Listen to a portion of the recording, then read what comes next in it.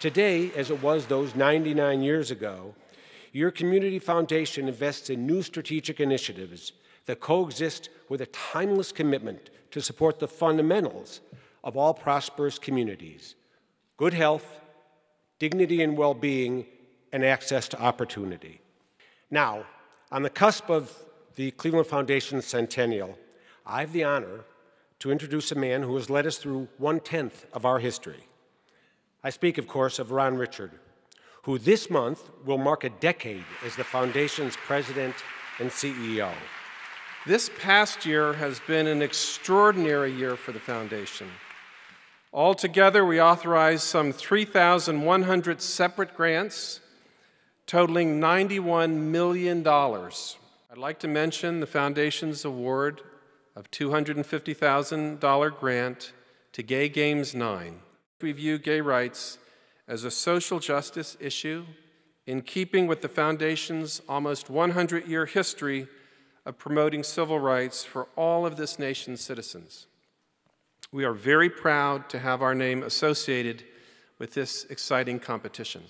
Our $10 million grant to the Cleveland Orchestra represented our largest single grant to the arts, to any arts organization in our history.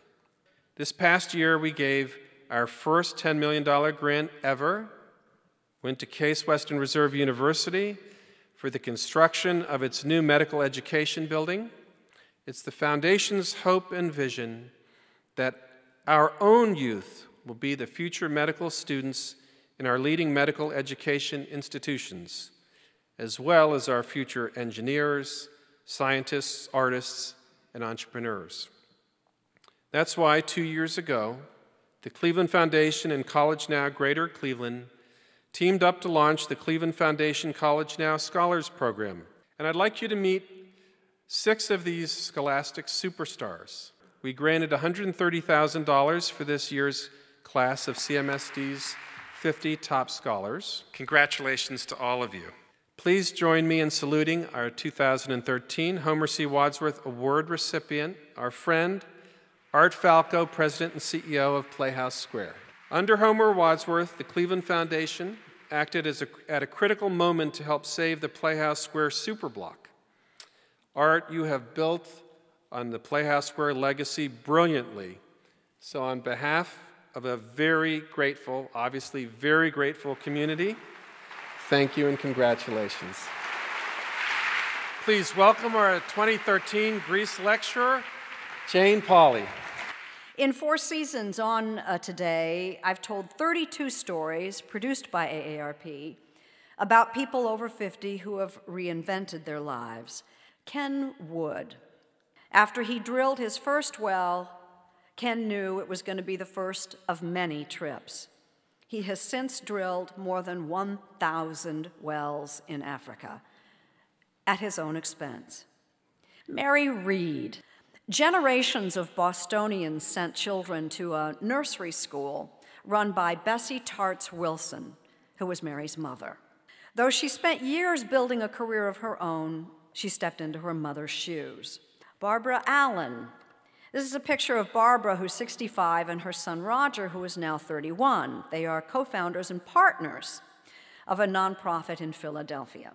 Barbara told me about discovering an incredible work of art by a 6th grade boy that she knew had suffered some pretty hard knocks in his young life, growing up nearby but a world away from the glamorous downtown office building where his art is now hanging.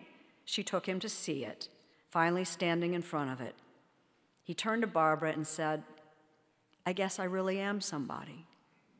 We all have an opportunity to embrace a new stage of life, something that National Encore career expert Mark Friedman referred to as a second act for the greater good.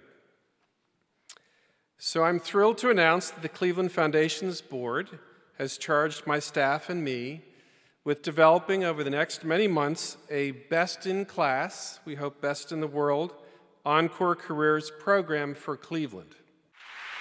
Imagine what we can achieve if we mobilize an army of older but still vital and at the top of their game citizens to help rebuild Cleveland, by serving in the public, nonprofit, and even corporate sectors, and hopefully providing particular attention to Cleveland's underserved neighborhoods. So I want to congratulate you on your commitment and your conviction that together you can do big things.